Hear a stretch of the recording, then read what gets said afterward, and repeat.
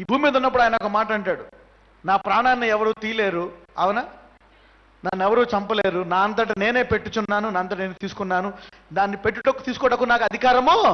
తీయండి వచనం, యోహాను సువార్త 10వ అధ్యాయము 17 నుంచి చదువుకుందాం.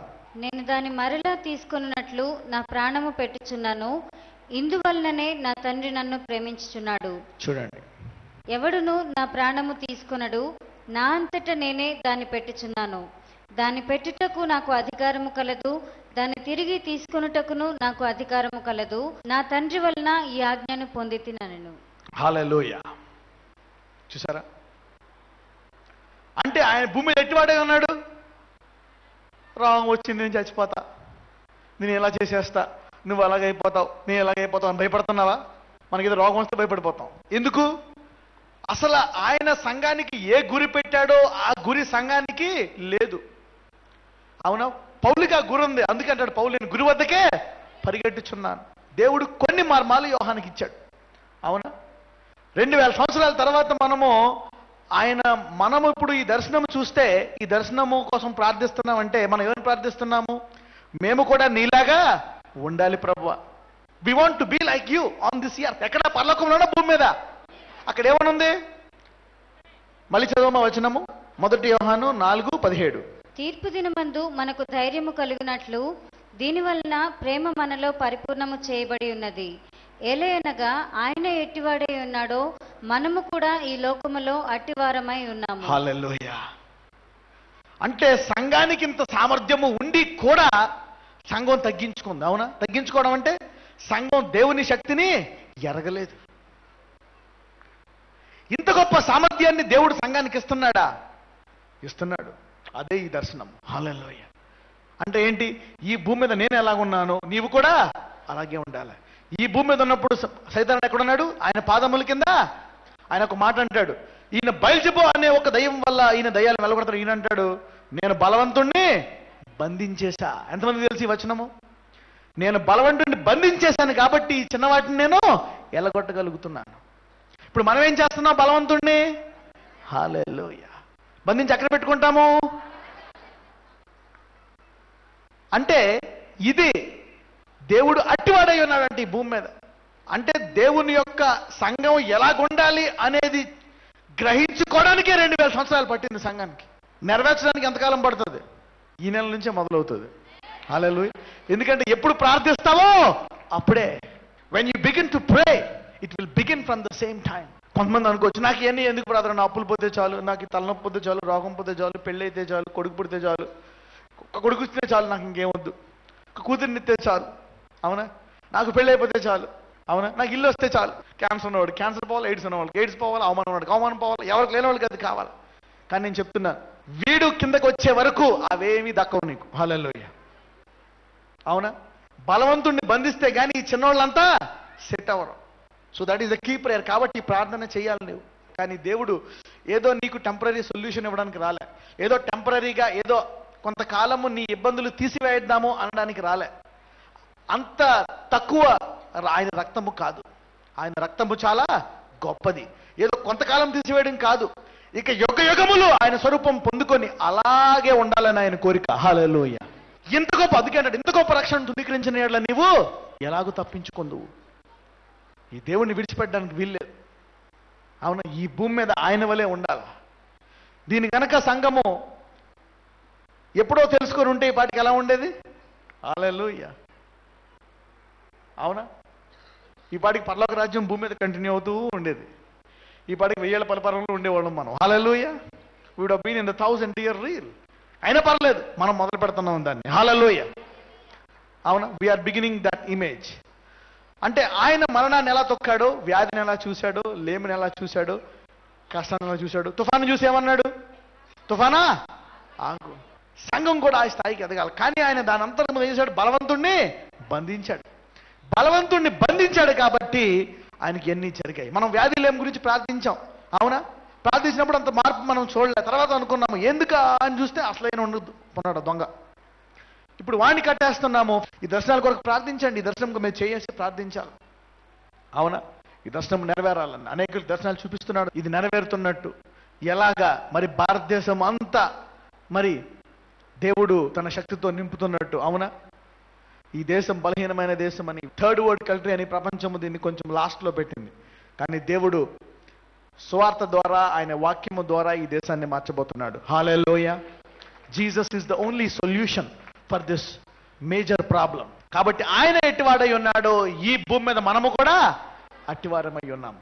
ఇప్పుడు రెండో రాకడప్పుడు అందరూ భయపడతారు. అవునా? మనం గడిచిన వారం చూసాం, సూర్యుడు ఎర్రగా, సూర్యుడు నల్లగా, చంద్రుడు ఎర్రగా మారినప్పుడు అందరూ భయపడిపోతారు. బాబోయ్, దేవుడు రాకూడదు. మనం ఏం చేస్తాం? ధైర్యంగా ఉంటాం. హాహా, నా ఎత్తబడే టైం వచ్చింది ప్రభా. రైట్. అవునా? ఆయన రెండో మాట చూసినప్పుడు మనం ఎలా ఉంటామంట? ఆయన్ను పోలి ఉంటామంట. రెండో మాట వచ్చినప్పుడు ఈ భూమి మీద ఎలా ఉన్నాడు తయారైపోయి ఆయన పోలి ఉంటామంట. కాబట్టి ఆయన వచ్చినప్పుడు ఏమొస్తుంది మనకి? ధైర్యము. ఆయన అందరికీ భయము. బాబోయ్, మనకేమో ధైర్యం. అవునా? అంటే ఆయన కొరకు వస్తున్నట్టు. హల్లెలూయా. ఇక భయమేది? ఎందుకంటే మన యాకోబుకు తీర్పు తీర్చాడు దేవుడు, ఇజ్రాయేల్కి.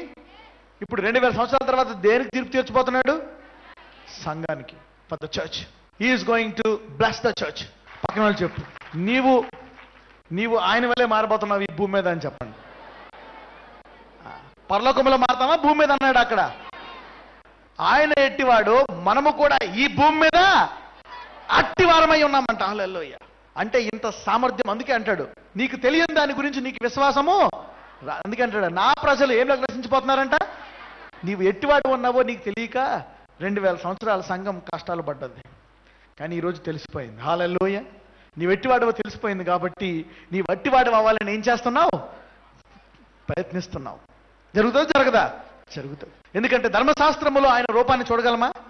ఆయన ఎట్టివాడో కూడా చూడలేము. అవునా? అవునా? ఆయన ఎట్టివాడో చూడాలంటే ఏం కావాలా? కృప కావాలా. తర్వాత మనం ఎట్టివారం అవ్వాలో కూడా కృప ద్వారా తెలుసుకోవాలి. ధర్మశాస్త్ర ప్రకారము ఆయనతో సమానంగా పోల్చుకుంటే ఏంటో తెలుసా? మరణము. అటువంటి వాడిని రాళ్లతో కొట్టి చంపేయాలి.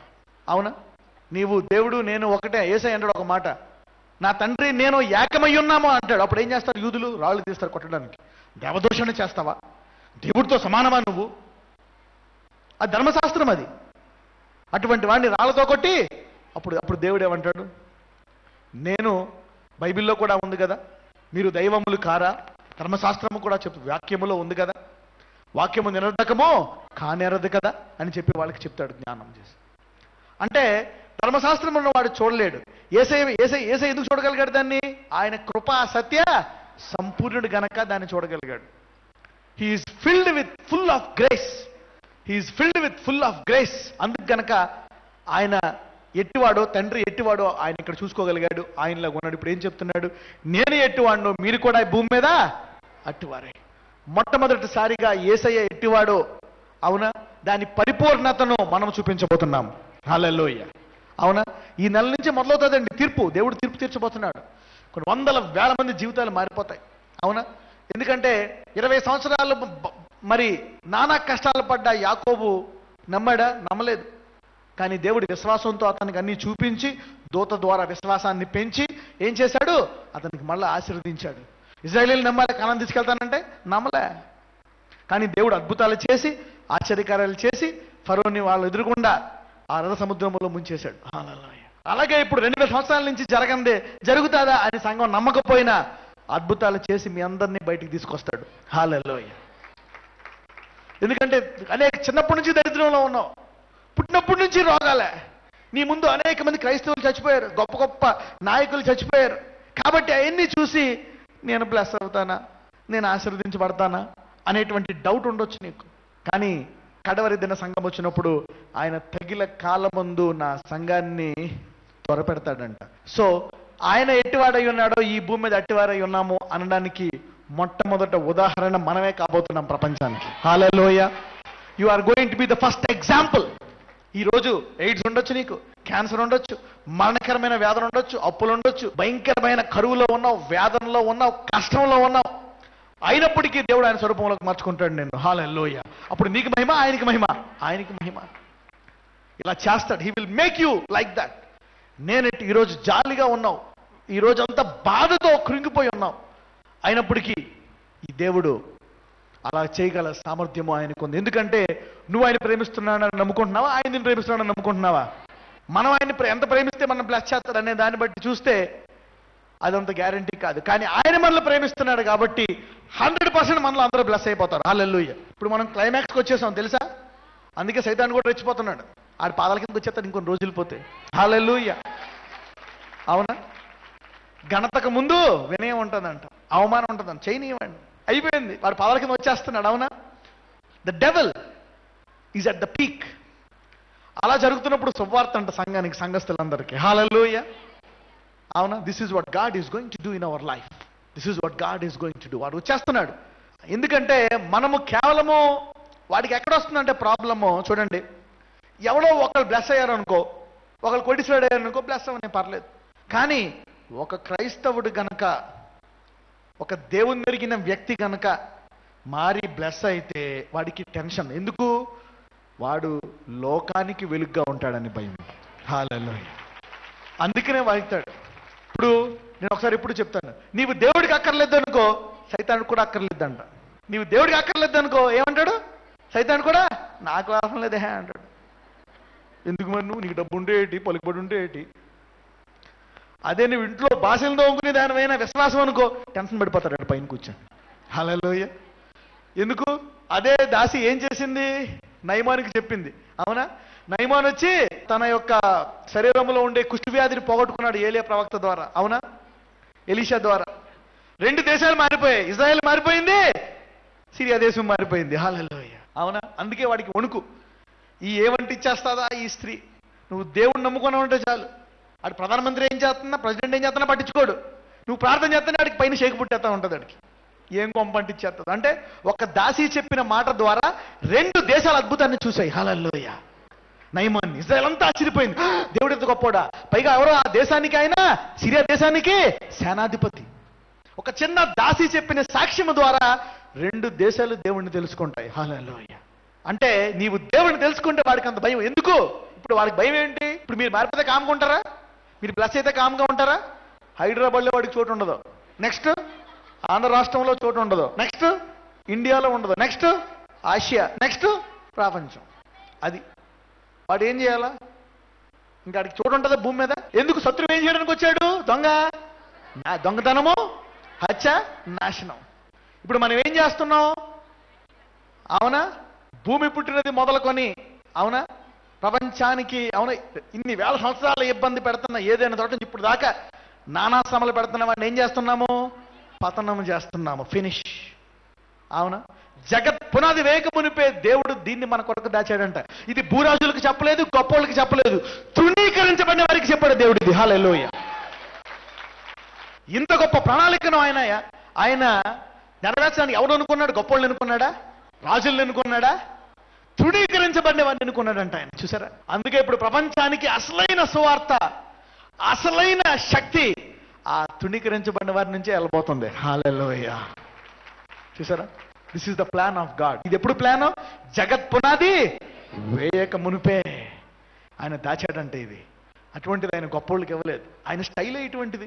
కించపరిచిన వాళ్ళని, తృణీకరించిన వాళ్ళని, అవునా, వెలివేసిన వాళ్ళని ఎత్తుకుంటాడు ఆయన. అక్కడి నుంచి ఘనత అవుతాడు అన్నమాట. హల్లెలూయా. That is the glory that God chooses. అవునా? ఇప్పుడు మీరందరూ ప్రార్థనలు చేస్తున్నారు, ఆడికి ఇంకేం చేయాలి అర్థం కావట్లేదు. ఆడికి ఇంతమంది రొట్టె విరుచుకుంటున్నారు, మనం కాళ్ళకి అయ్యా ఇలా అంటున్నప్పుడల్లా ఆడికి షేకు. ఆ పోస్టర్ చూసినప్పుడల్లా గసగస ఆడిపోతాడు. ఇదేంటి? అవునా? ఎందుకంటే ఆ పోస్టర్ చూసినప్పుడల్లా, నేను పోస్టర్ ఎందుకు పెట్టాను? వాడికి వాక్యం అర్థం కాకపోయినా చూసినా అర్థమైపోతుంది సీను. అవునా? అంటే బైబిల్ అంతా కలిపి రసంగా తీస్తే ఈ పోస్టర్. హల్లెలూయా. మానవుడు ఇలా ఉండాలండి. అవునా? అవునా కదా? మనం ఏమనుకుంటాం? కొన్ని డబ్బులు, కొంచెం ఆరోగ్యం ఉంటే చాలు అనుకుంటాం. ఆరోగ్యం, డబ్బులు కాదు. దేవుడు నీ శత్రువులందరూ నీ పాదపీఠ మగు వరకు అక్కడే కూర్చుంటా. హల్లెలూయా. అంటే ఈ భూమి మీద ఉన్నప్పుడు ఆయన శత్రువులందరూ ఏమై ఉన్నారు? ఆయన పాదపీఠమై ఉన్నారు. ఇప్పుడు సంఘం శత్రువులందరూ ఏమవుతారు? నేను చెప్తున్నాను కదండి, రేపు పొద్దున్న ఒక రాష్ట్రాన్ని విడిపించడానికి నువ్వు ఒక్కడవు చాలు. హల్లెలూయా. But to redeem one state, you are enough. చాలు, ఒకళ్ళు చాలు మొత్తం. ఎందుకంటే ఇంత మర్మము, ఇంత వాక్యము మీకు దేవుడు బోధించాడు ఈ దర్శనాన్ని. ఎందుకంటే ప్రవచనాలు కూడా ఉన్నాయి. కడవరి దిన వధువు ఎక్కడి నుంచి వస్తుందంట? భారతదేశాన్ని నుంచి వస్తుందంట. నేను చదువుకోలేదు నాయన, నాకు సరైన బ్యాక్గ్రౌండ్ లేదు, నేను పేదదాన్ని ఎప్పుడు బతుకుతానో తెలియదు, నా బతికేలాగా ఉంది, ఏంటి నాయన అనుకుంటావా? నిన్నే ఎన్నుకున్నాడు దేవుడు. హల్లెలూయా.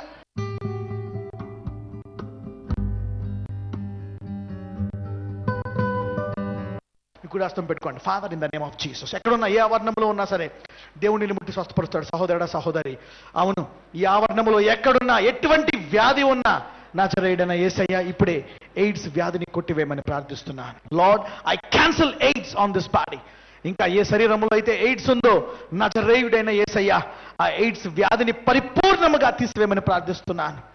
నజరేయుడైన యేసు నామమున క్యాన్సర్ వ్యాధిని ముట్టి స్వస్థపరచండి. లార్డ్, హీల్ క్యాన్సర్, టీబీ వ్యాధి, బ్లడ్ ప్రెషర్, షుగర్, థైరాయిడ్, నరముల బాధ, రక్తములో బాధ, తలలో బాధ, చెవు, ముక్కు, కన్ను, నోరు, ఎటువంటి బాధ ఉన్నా సరే వారిని ముట్టి స్వస్థపరచండి. ఎముకల్లో నొప్పులు, గుండె జబ్బులు, లివర్ వ్యాధులు, కిడ్నీ వ్యాధులు, గాల్ బ్లాడర్లో వ్యాధులు, పేగుల్లో వ్యాధులు, యూట్రస్లో వ్యాధులు, రక్తంలో వ్యాధులు, heal them in Jesus mighty name. నజరేయుడైన యేసయ్య, అవును, 2000 సంవత్సరాల అవమానాన్ని నీవు తీర్పు తీర్చి సంఘాన్ని ఇదిగో ఘనమైన దానిగా నీవు చేయబోతున్నందుకు నీకు వందనాలు. నీ మహిమను సంఘం మీద చూపిస్తున్నందుకు వందనాలయ్యా. అవును, ఈ ఆఖరి కడవరి రోజుల్లో ప్రతి ఆదివారం కాకుండా కొత్తగా వచ్చిన వాళ్ళు కూడా నీవు అభిషేకించి ముట్టి స్వస్థపరచబోతున్నావు. నజరేయుడైన యేసయ్య, ఇప్పుడే వేరుతో ప్రతి వ్యాధిని బయటికి రమ్మని ఆజ్ఞాపిస్తున్నాను. I curse sickness in their body. కనని గర్భాన్ని కనే గర్భంగా మార్చండి. ఎవరైతే అప్పుల్లో ఉండి ఇంకా లేమిలో ఉన్నారో వాళ్ళని సమృద్ధిలోకి ఆశీర్వదించండి. Bless them into prosperity.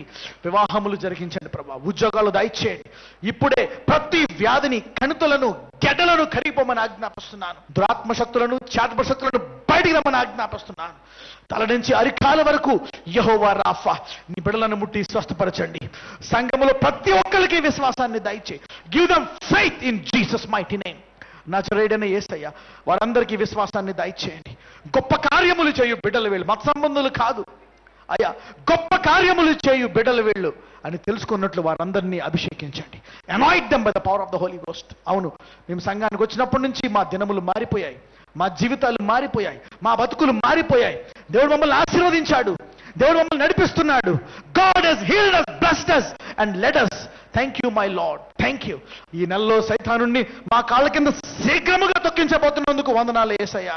అవును, you are going to destroy the devil. ఎవరైతే అవును మృతతుల్యమైనటువంటి అబ్రహాము శరీరము నుంచి నక్షత్రముల్లా ఎలా తీసుకొచ్చావో అలాగే నాకు ఇది ఇంకా అసాధ్యము, నాకు ఇంకా దేవుడు డబ్బులు ఇస్తాడా, నాకు ఇంకా ఆరోగ్యం ఇస్తాడా, నాకు పెళ్ళి అవుతుందా, ఉద్యోగం వస్తుందా, నేను సొంత ఇల్లు కట్టుకోగలనా అని ఎవరైతే ఇంకా కలలా ఉన్నారో ఆ కలను పచ్చి నిజముగా వారి జీవితంలో చేయండి నా దేవా. అబ్రహాము జీవితంలో ఎలా నిజముగా చేశావో ప్రతి ఒక్కళ్ళ శరీరములను, జీవితములను నీవు మార్చగలవు. అవును, నీ సంఘానికి ఉండే 2000 సంవత్సరాల అవమానమును మహాఘనతగా ఒక్కొక్కరిని ఆశీర్వదించి నజరేయుడైన యేసయ్య నీ నామాన్ని మహిమ తెచ్చుకోమని నజరేయుడైన యేసు నామమున, నజరేయుడైన యేసు నామమున ప్రార్థిస్తున్నాము తండ్రి. ఆమేన్. అందరూ 3 సార్లు ఆమేన్ అనండి. ఆమేన్. God bless you.